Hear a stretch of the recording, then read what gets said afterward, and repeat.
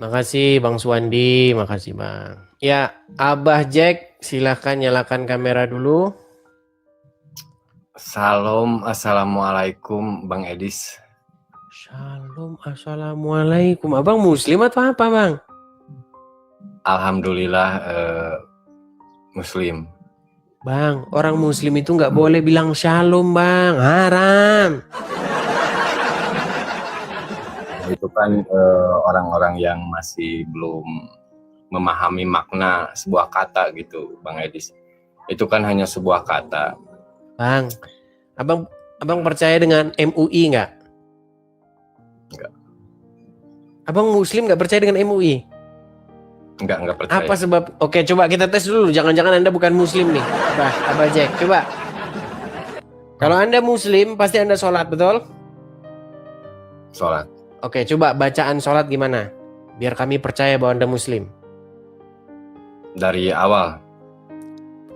Awalnya coba, pertengahan atau apa, yang sedikit saja, yang penting untuk meyakinkan kami bahwa Anda memang betul-betul Muslim. Coba. Kalau sholat zuhur ya, usolli fardu zuhri arba'a rakaati mustaqbilal kiblati adaan lillahi ta'ala. Allahu akbar. Allahu akbar kabira walhamdulillahi kasyira wa subhanallahi bukrata wa asila. Asila apa artinya? Gak tahu.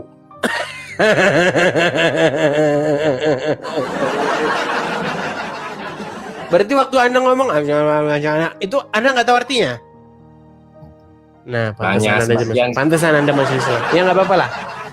Karena memang seperti itu, Bang. Yang saya temui selalu begitu. Artinya nggak tahu lah, pokoknya. Bang Edis mau tanya. Iya, silakan.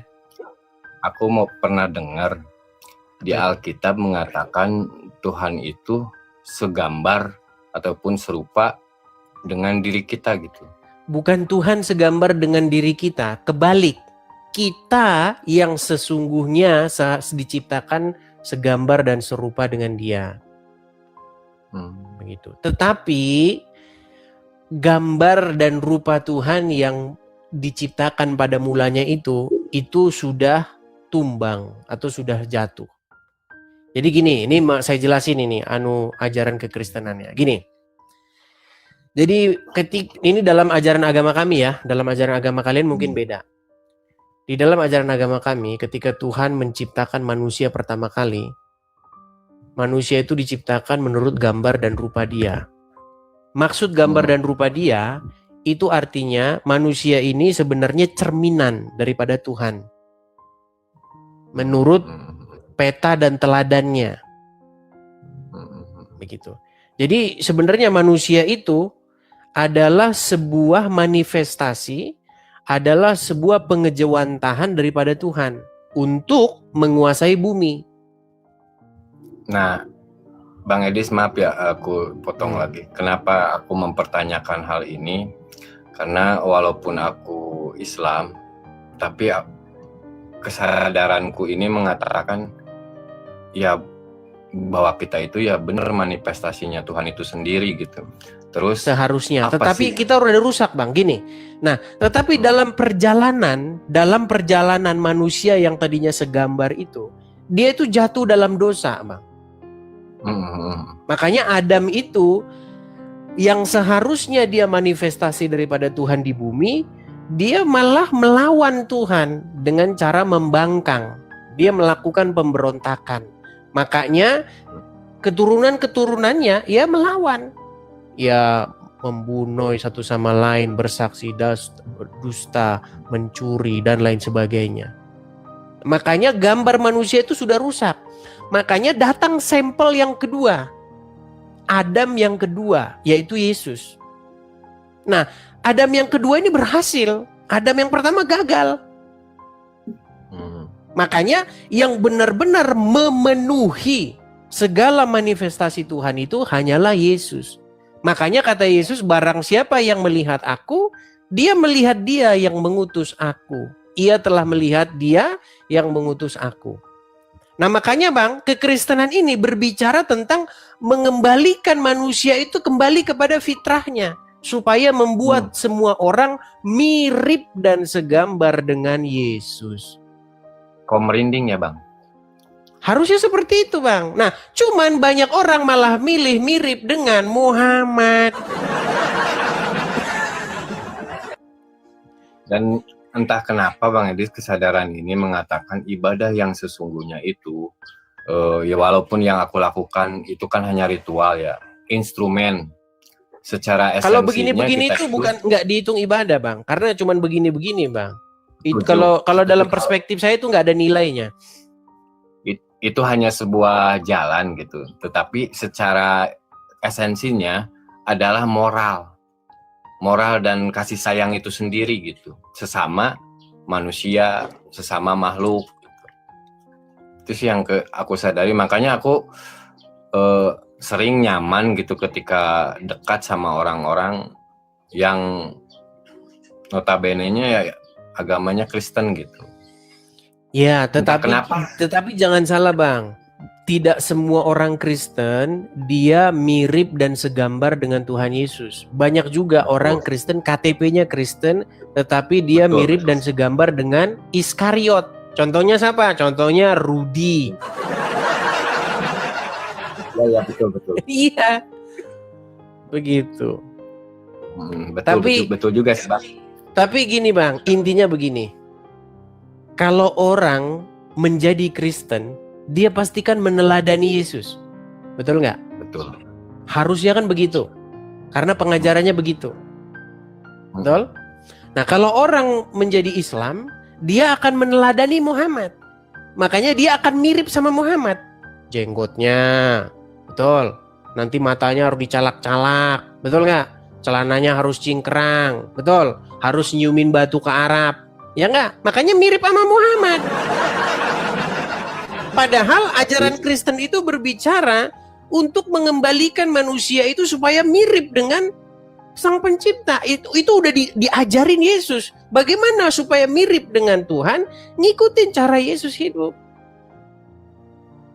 Tetapi sayang seribu sayang, Anda sebagai Muslim, Anda mengikuti Muhammad nih.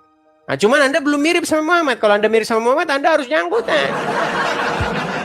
Nah, Anda harus melihara janggut ya, sesuai sunnah Rasul.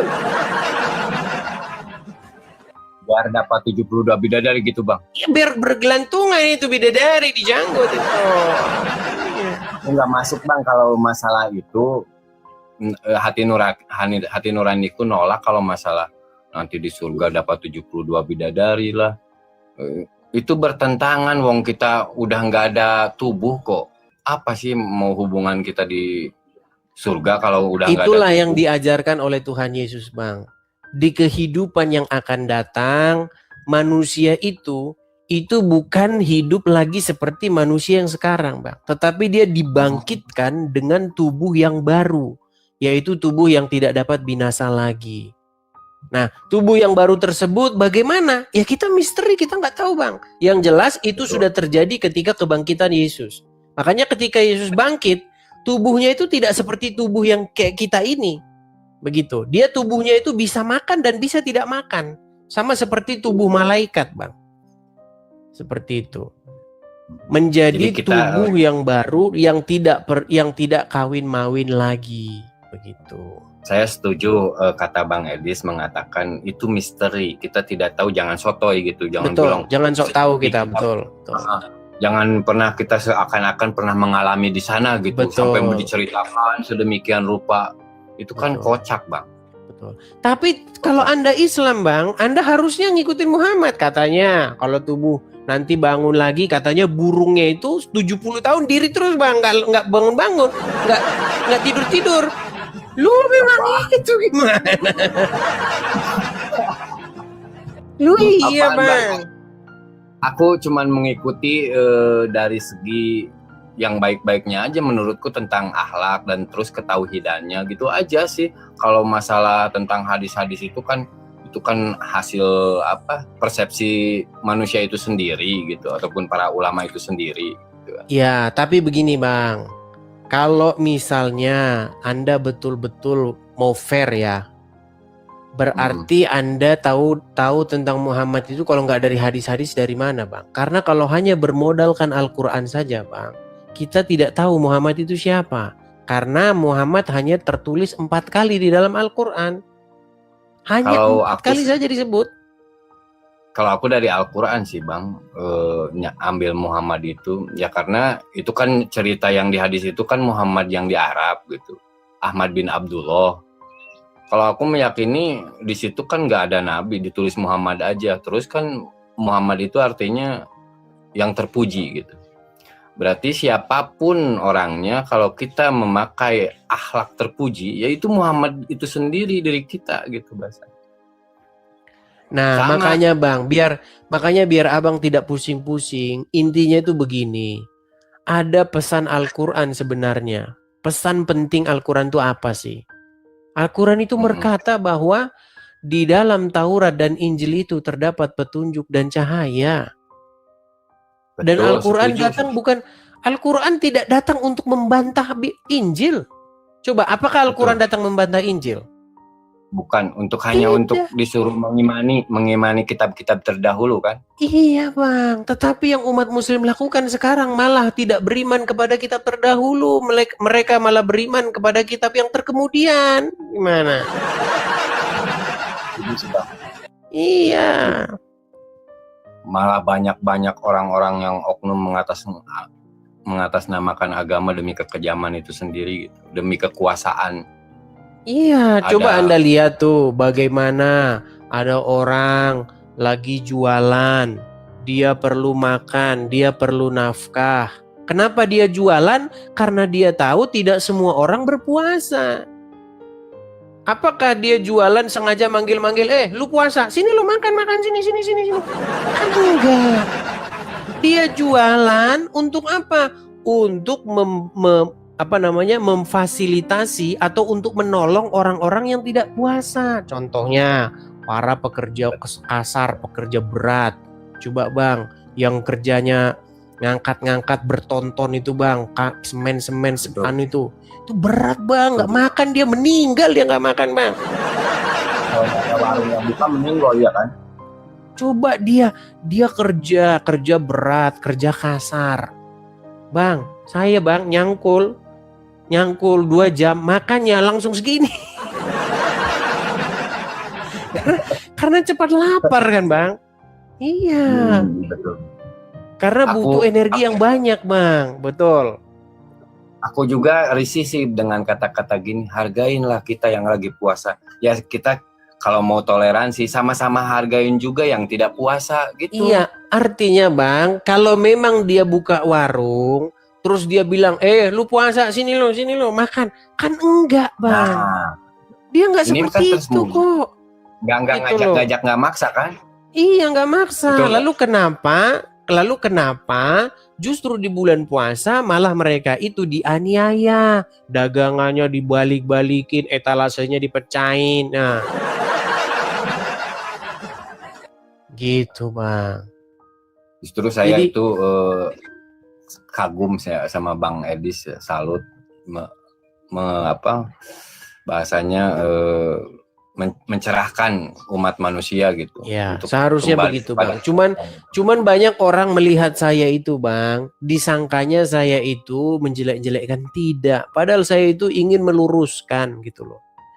Di dalam Al-Quran tidak ada Bang Muhammad itu nyuruh orang nyium batu ke Arab. Ada nggak dalam Al-Quran? Wahai kaum muslimin ikut. Nggak ada. Itu Muhammad yang betul Anda bilang itu versi Arab Saudi. Bahkan sholat 5 waktu aja nggak ada di Al-Quran. Nggak ada. Adanya hanya keterangan sholatlah seperti aku, ya sholat yang seperti apa gitu. Ya intinya di dalam Al-Quran Bang dikatakan bahwa sesungguhnya sholat itu adalah mencegah perbuatan mungkar. Nah, setuju. Aku juga kan ya makanya sholatku itu yang kuambil makna, hakikatnya, tujuannya, esensinya itu mencegah perbuatan keji dan mungkar. Iya. Apakah begini-begini mencegah perbuatan mungkar Bang? Kalau begini-begini, emang begini-begini mencegah perbuatan mungkar? Enggak sama sekali. Ya, walaupun kita gini Bang Edis, walaupun kita sehari ngelakuin begini-begini 70 rakaat, 70 waktu, kalau esensinya kita nggak dapat, ya sia-sia gitu. Saya umpamakan dengan satu ini bang ya, kerajaan. Dulu kan kalau kita zaman masih kecil kan sering nonton layar tancap, film Madangkara, apa Brahma Kumbara dan lain sebagainya. Gini bang, kalau ada seorang raja, ya dia duduk di singgasana, kan ada itu, ada patih, mahapatih, bla bla bla. Terus di hadapan rajanya dia membungkuk-bungkuk, sujud-sujud. Tapi bisa nggak dia berkhianat? Bisa nggak? Orang yang sujud-sujud, membungkuk-bungkuk, ya kan? Bisa nggak dia itu hanya berpura-pura, tapi dia punya strategi ingin mengganti, meraih kekuasaan? Bisa. Bisa bang, Bisa. Atau kalau bahasa seperti itu terlalu inilah. Kalau bahasa kerajaan-kerajaan gitu nggak modern. Gini aja dah. Kalau kita kerja, ya ada bos. Mana yang baik? Yang di depan bos nunduk-nunduk, cari perhatian. Depan bos nunduk-nunduk, cari perhatian. Depan bos nunduk-nunduk, cari perhatian. Depan bos nunduk-nunduk, cari perhatian. Depan bos nunduk-nunduk, cari perhatian. Depan bos nunduk-nunduk, cari perhatian. Artinya apa? Orang tersebut dia itu hanya ritualisme. Dia hanya memerlukan yang namanya gerakan-gerakan begini dan lain sebagainya. Makanya keren. Beribadah, ibadah yang sejati itu bukan soal gerakan-gerakan badan. Ibadah yang sejati itu adalah melakukan apa yang diperintahkan. Contoh misalnya, kamu jangan mencuri, ya dilakukan. Setuju. Jangan mencuri. Merinding bang. Kamu harus mengasihi sesama manusia, ya harus dilakukan. Kamu harus misalnya jangan membalas kejahatan dengan kejahatan, dilakukan. Itu jauh lebih penting bang ketimbang begini-begini. Kalau begini-begini terus maling ya sama aja bang. Saya paling terjadi sensasi di tubuh bang, bergetar dan merinding itu mendengarkan kata-kata Bang Edis, janganlah membalas kejahatan dengan kejahatan lagi. Luar biasa itu. Ya, itu susah bang untuk dilakukan bang, berat. Dan saya pun dalam proses bertahap bang untuk menjalankan ajaran-ajaran seperti itu. Dan aku pun juga di usia segini baru menyadari bang bahwa tentang kata-kata tersebut.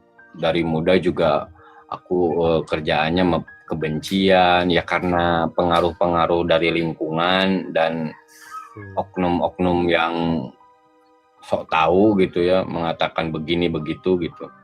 Akhirnya menumbuhkan diriku bukan tentang kasih sayang, cinta kasih, bukan. Malahan lebih ke arah kebencian gitu terhadap sesama manusia lagi gitu.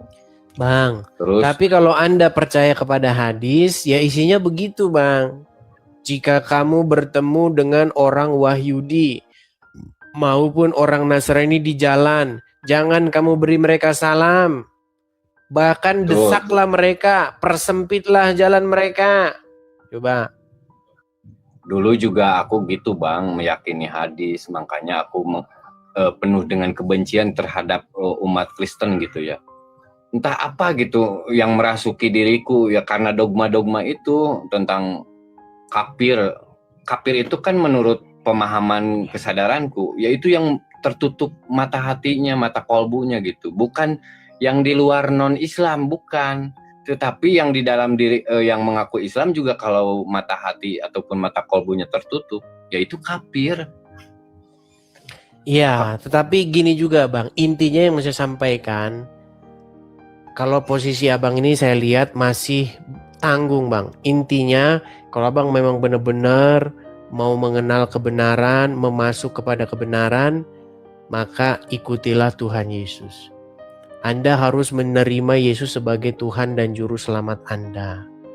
Merinding Bang, tapi maaf ya Bang, tapi maaf kata kepada saudara-saudara seiman dengan saya Muslim gitu ya.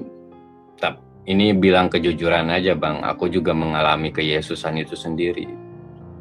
Ya harus seperti itu Bang, cuman Abang belum dibaptis, jadi nanti Abang dibaptis, menerima Yesus sebagai Tuhan dan Juru Selamat. Ganti Tuhan Bang, kalau sekarang Tuhan Anda masih Muhammad dan Allah, besok gantilah Tuhan Anda menjadi Tuhan Yesus begitu. Karena Tapi saya aku nggak masih melihat Muhammad, Bang. Bagaimana? Aku nggak menuhankan Muhammad. Nah ini lagi dia yang susah ini kan. Balik lagi ke sini. Yang kutuhankan itu adalah Allah ataupun Bapa gitu. Nah ini Bang, ini menarik nih.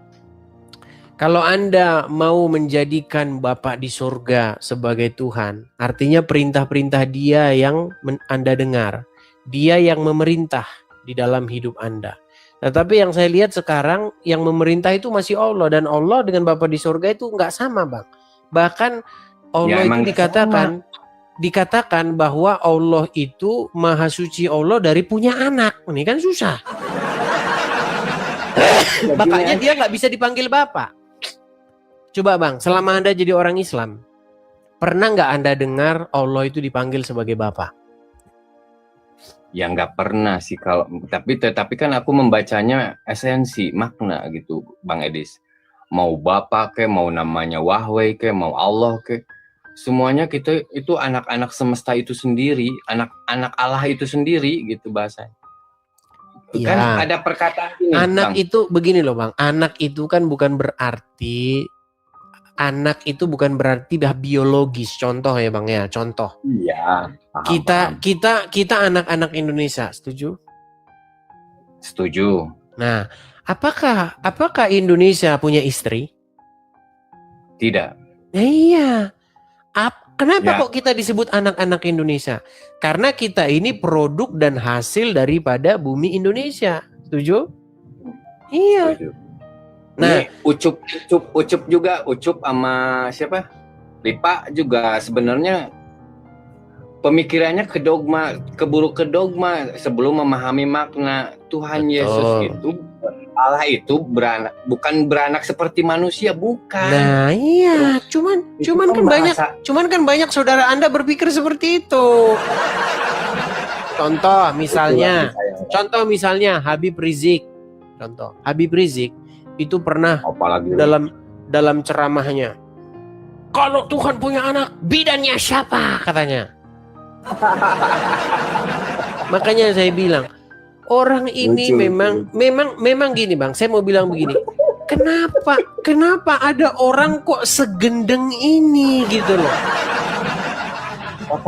Jadi otaknya gimana ya? Nggak mau berkembang gimana lah? Cobalah sadari gitu. Kita itu jangan banyak terjebak di simbol. Jadi yang mau saya maksudkan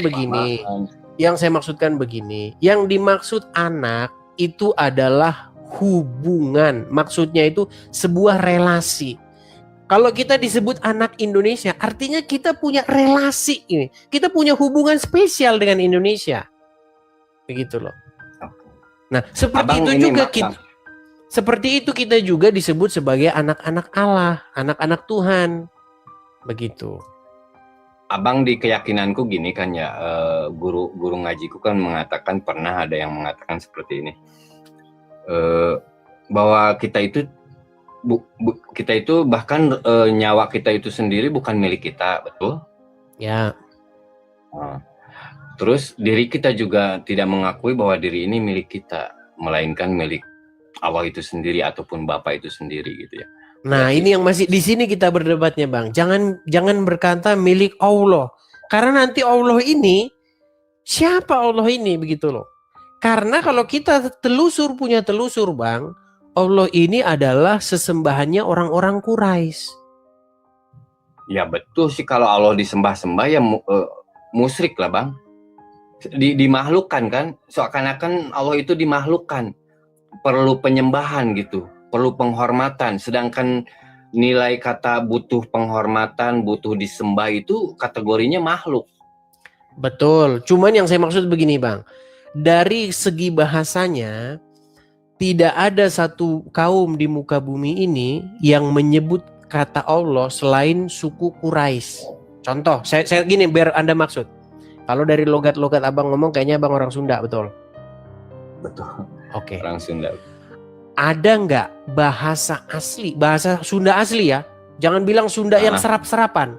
Sunda asli ada nggak kata Allah? Nggak ada. Nggak ada. Kata Allah itu bahasa dan ngambil dari bahasa Arab. Bahasa Arab. Iya. Orang bahasa Terus Cina, bahasa Mandarin asli bang. Ada nggak kata Allah? Nggak ada. Bahasa Inggris ada nggak kata Allah? Nggak ada. Di muka bumi ini yang punya kosakata Allah untuk menyebut sesembahan itu hanyalah orang Quraisy. Makanya Allah itu adalah Tuhannya orang Quraisy. Lalu kata Muhammad, menurut Muhammad versi umat Islam ya, kata Muhammad, Allah inilah katanya Tuhannya nabi-nabi terdahulu. Allah inilah katanya Tuhan-Tuhannya yang Bani Israel sana. Sementara orang Israel sana tidak pernah kenal Allah. Ini fakta dan realita. Itu nggak bisa kita bungkiri. Coba tanya sama orang Wahyudi. Mereka berbahasa Ibrani. Boro-boro bang Allah di dalam kamus bahasa Ibrani nggak ada kata Allah. Oh nggak ada bang? Nggak ada. Begitu bang. Tapi iya di Sunda juga sebenarnya dulu orang tuaku menyebutnya kepada Tuhan itu ya bilangnya Gusti Pangeran bang. Ya Gusti Pangeran betul. Cuman setelah masuknya Islam berganti, masuklah kosakata Allah itu ke dalam bahasa Sunda. Aslinya nggak ada. Abang berarti mengetahui ya sejarah awalnya Islam masuk ke Nusantara itu, ke Indonesia. Tahu kan? Ya kalau kita belajar pertama kali sejarah Indonesia itu ada yang mengatakan Islam masuk pertama kali itu lewat kerajaan di Samudra Pasai di Aceh. Ya kan, kerajaan Islam, terus ke tanah Jawa itu lewat Demak, masuk kerajaan Demak, kemudian ya banyak teori-teori lah begitu bang. Intinya yang kita maksudkan di sini adalah bahwa Allah itu adalah Tuhan atau sesembahannya orang-orang Quraisy sukunya Muhammad. Setuju, itu sih fakta ya. Yang apa yang dibicarakan Bang Edi sini memang fakta. Ya sesembahannya suku Quraisy karena Islam ini datangnya kan dari sana juga, dari Arab. Ya, tetapi Bang yang perlu diluruskan, janganlah pernah mengatakan bahwa Allah itulah yang disembah atau yang Tuhan yang ada di dalam kitab-kitab Taurat maupun Injil. Atau Allah itulah yang diberitakan oleh para nabi-nabi sebelumnya. Makanya tidak ada. Nggak ada perkataan Allah bang. Nggak ada. Makanya tidak ada nabi-nabi terdahulu yang ada nempel Allahnya. Coba bang, maksud ngerti nggak bang? Nama Allah nama orang tapi nempel nama Allah. Contohnya, saya kasih contoh. Amrullah. Itu kan nempel nama Allahnya, betul nggak? Betul nggak? Nempel. Kemudian, kemudian Abdullah. Iya benar. Terus kemudian apa lagi? Coba bantuin saya. Saifullah. Terus apa lagi? Duloh juga ada. Duloh, ya. Kenapa seperti itu? Karena nama Tuhannya ditempelin ke nama. Itu lumrah bang. Di Timur Tengah itu lumrah kayak begitu. Makanya tidak ada satupun nabi yang namanya itu ada Allahnya, ada Allahnya. Allahnya nggak ada. Melainkan nama-namanya itu mengandung nama Yah. Contoh, Zakaria, Yahya, Isaya. Kemudian apa lagi? Pokoknya ada Yahyanya. Ya kan? itu membuktikan bahwa nama-nama Tuhan yang ditempelkan nabi-nabi terdahulu itu ya. Makanya haleluya begitu kan, Yesaya, Yeremia, apalagi Yehezkiel. Ya itu Bang. Termasuk nama Yesus, Yeshua. Itu mengandung kata ya itu juga. Itu yang benar itu seperti itu. Makanya nggak ada nabi bernama Abdullah, Saifullah nggak ada. Makanya saya bilang Bang, kalau kita mengkaji ini secara benar, masih ketemu, kita masih bisa melacaknya. Secara ilmiah, secara akademis masih bisa kita lacak. Begitu loh. Keren Bang Edis. Itu Bang. Dan jadi makanya janganlah Abdul Somad dengan nada-nada agak sedikit ngeledek begitu berkata haleluya. Dia nggak tahu itu nama-nama di dalam nabi-nabi terdahulu itu ya itu. Bang Edis, maaf ya aku mau jujur. Kenal Bang Edis itu yang ngikutin gitu, suka nonton gitu. Dari tahun berapa ya? Udah lama kayaknya. Tapi dulu aku benci loh sama Bang Edis. Iya Bang, kalau orang pertama-tama nonton saya itu pasti benci Bang dia. Pasti dia kesel gitu. Si Edis kalau ada di tanah gua udah gua becek nih. Dulu kan penuh kebencian nih diri itu. Makanya betul ya, Bang, seperti yang saya katakan begini, sekali Anda menonton Edis TV, pastilah Anda itu akan merasa kaget dan marah-marah.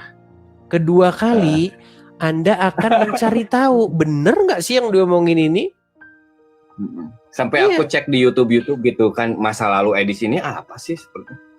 Terus pernah ada yang ngebongkar Bang Edis pernah katanya dituding pernah jadi Islam gitu kan.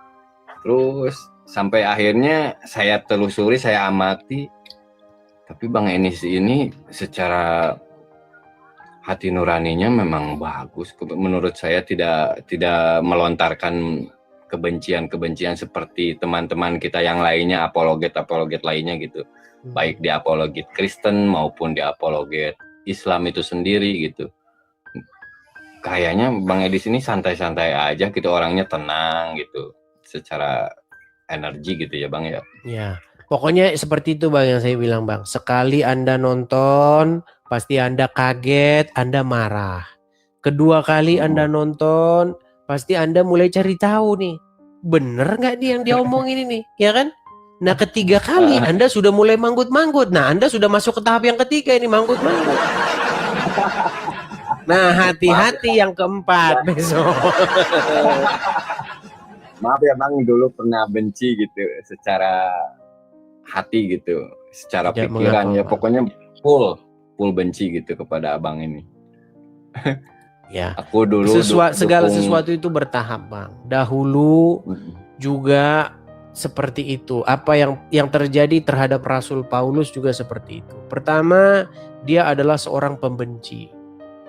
Tapi yang kedua, yang akhirnya dia menjadi seorang yang maju bersama-sama begitu dalam pemberitaan kebenaran tersebut. Begitu. Oke lah Bang, kita kasih kesempatan dulu ya kepada yang lain ya Bang ya. Terima kasih Abah Jack. Selamat pagi. Sehat selalu Bang. Sama-sama Bang, sehat selalu.